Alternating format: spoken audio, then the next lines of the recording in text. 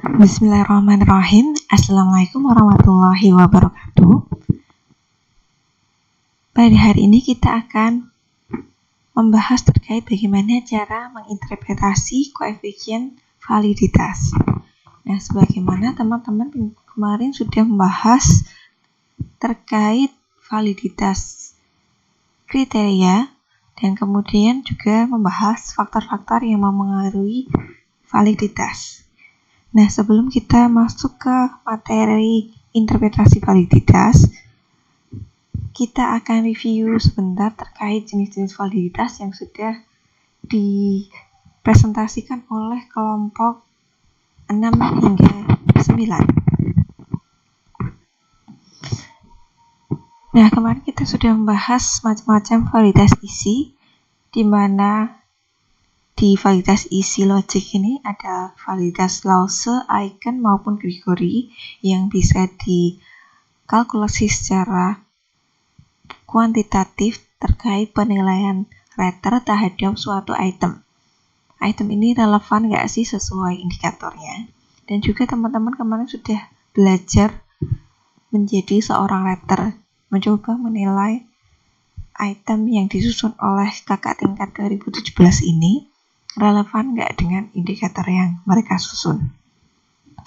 Nah, kemudian yang kedua ada validitas konstruk, di mana validitas konstruk ini ada konvergen diskriminan, di mana konvergen ini dicapai apabila dua alat ukur yang mengukur konstruk yang sama, maka dia akan memiliki korelasi tinggi, dan itu akan tercapai validitas konvergen. Nah, adapun diskriminan ini sebaliknya, jika dua alat ukur mengukur hal yang berbeda, maka korelasinya harusnya rendah. Dan validitas diskriminan ini akan tercapai jika korelasi antara dua alat ukur yang mengukur hal yang berbeda, maka korelasinya rendah. Kemudian yang selanjutnya analisis faktor. Analisis faktor nanti akan kita bahas lebih lanjut di beberapa pertemuan selanjutnya. Kemudian yang terakhir adalah validitas kriteria, di mana validitas kriteria ini dibagi menjadi dua. Yang pertama yaitu prediktif, apakah suatu tes ini mampu memprediksi kriteria di masa yang akan mendatang. Apakah yang kedua konkuren, bisa nggak sih prediksi kriteria masa sekarang.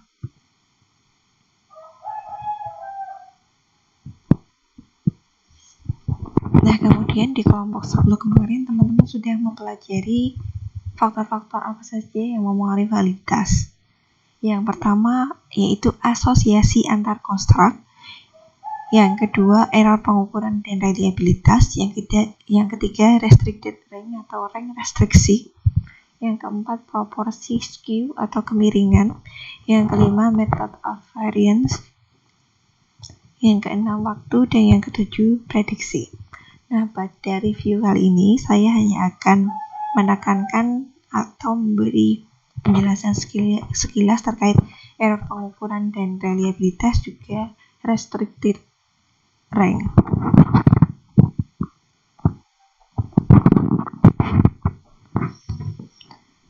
Nah, sebagaimana kita ketahui semuanya bahwa reliabilitas adalah seberapa konsisten hasil pengukuran yang dihasilkan oleh tes. Dan indeks reliabilitas ini mencerminkan seberapa error pengukuran. Contohnya, reliabilitas dari tes A 0,9, maka varian skor yang bisa dijelaskan dari tes itu ada 90%. Adapun errornya yaitu 10%. Nah, untuk kalkulasi atau estimasi validitas kriteria ini dipengaruhi oleh reliabilitas. Reliabilitas apa saja?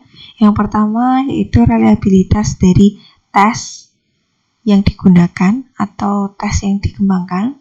Yang kedua, reliabilitas dari tes kriteria. Nah, ketika reliabilitas dari salah satu variabel tersebut rendah, maka akan berpengaruh pada tinggi rendahnya koefisien validitas dan bisa juga mengakibatkan underestimasi, sehingga hitungan koefisien validitas yang didapat perlu untuk dikoreksi.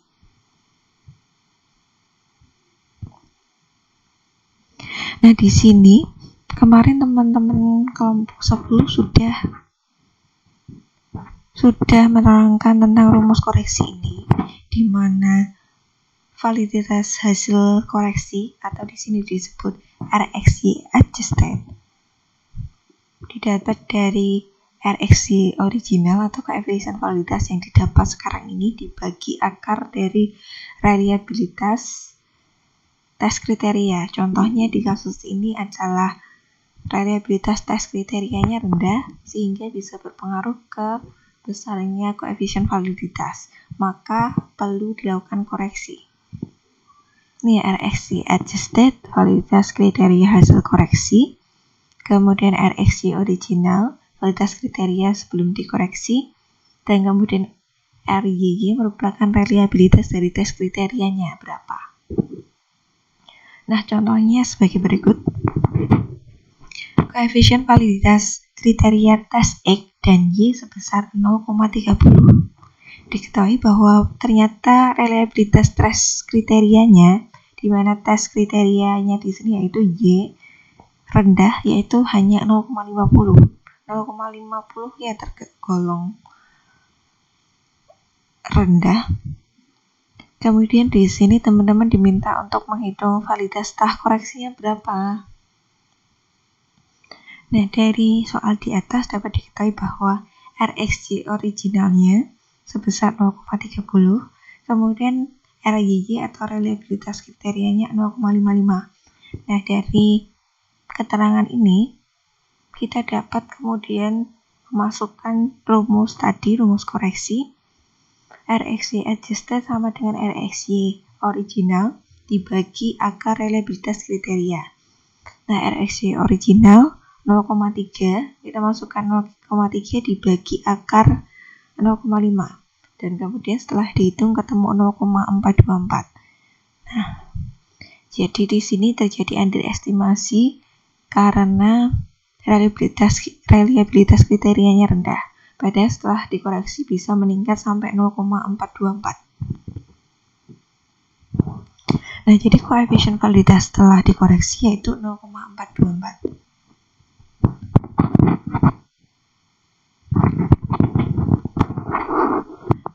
Nah, pada bagian ini kita akan bahas kalau kasus tadi kan validitas kriteria underestimasi karena reliabilitas skor kriterianya rendah.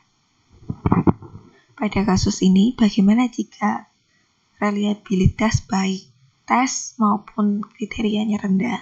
Maka juga sangat perlu dilakukan koreksi, di mana koreksi koefisien validitas rumusnya seperti ini. RxY originalnya berapa dibagi akar reliabilitas tes dikali akar reliabilitas kriteria. Berikut rumusnya. RxY koreksi atau adjusted merupakan pembagian dari RxY original dibagi akar reliabilitas tes kali reliabilitas kriteria. Contoh soalnya ini, koefisien validitas kriteria tes X dan Y sebesar 0,20. Jadi RxY-nya 0,20. Diketahui bahwa ternyata reliabilitas tes kriteria rendah, berarti R besar YY 0,40 dan reliabilitas tes 0,50. Itu validitas setelah koreksi. Nah, diketahui ini, maka validitas hasil koreksi RxY original 0,20 dibagi akar 0,5 kali 0,4 ketemu 0,28. Dari perhitungan ini kita dapat menyimpulkan bahwa koefisien validitas setelah dikoreksi yaitu meningkat menjadi 0,28 dibandingkan sebelumnya yaitu 0,20. Nah, Kemudian ini saya akan review sedikit tentang restricted rank atau rank restriksi, yang artinya bahwa jarak sebaran distribusi data ini sempit. Restricted rank terjadi ketika sebaran data rendah atau sebaran data ini sempit karena jarak antara skor terendah ke tertinggi tidak lebar. Efeknya apa? Efeknya karena sebaran datanya kecil sehingga variasi datanya pun kecil, dapat memperkecil korelasi, dimana kalau misalnya korelasinya diperkecil maka koefisien validitasnya pun akan rendah. Nah, di sini ada contoh data skor SAT. SAT itu apa? Scholastic Assessment Test pada mahasiswa baru di Harvard, di mana kita tahu bahwa mahasiswa Harvard merupakan mahasiswa yang sangat pandai, sehingga hasil tes SAT-nya pun di sini sangat tinggi-tinggi. Contohnya, tentang skor komponen SAT itu, SAT komponennya per komponen Maths, Reading plus Writing itu sekitar 200 sampai 800. Dimana kita ketahui average di sini bahwa rata-rata SAT di komponen Maths di mahasiswa Harvard ini sangat tinggi sekali, 770. Padahal rentang skornya sebenarnya 200 sampai 800. Adapun tentang skor komposit SAT 400 sampai 1600, tapi kita lihat pada mahasiswa di Harvard sangat tinggi sekali. Kompositnya 1500, mendekati skor komposit total dari SAT. Nah, kita lihat dari kuartil 25. Kuartil 25 pun jarak kuartil 25 dan average pun sangat kecil. Nah, untuk penggambarannya, ini contoh distribusi data yang tidak terrestriksi, jadi ranknya lebar, di mana SAT-nya di sini. SAT-nya di sini rentangnya dari 400 sampai 1600. Jadi rentang SAT menyebar secara luas atau rank datanya luas. Adapun pada data ini, nah, di sini terjadi restriksi skor SAT, di mana sebarannya hanya dari 700 sampai 1600. Jadi sebarannya lebih kecil daripada yang tadi. Nah, inilah yang disebut restricted rank atau sebaran datanya kecil. Nah, oke, sekian untuk review pertemuan minggu kemarin. Nah, untuk video berikutnya saya akan menjelaskan tentang interpretasi koefisien validitas. Terima kasih.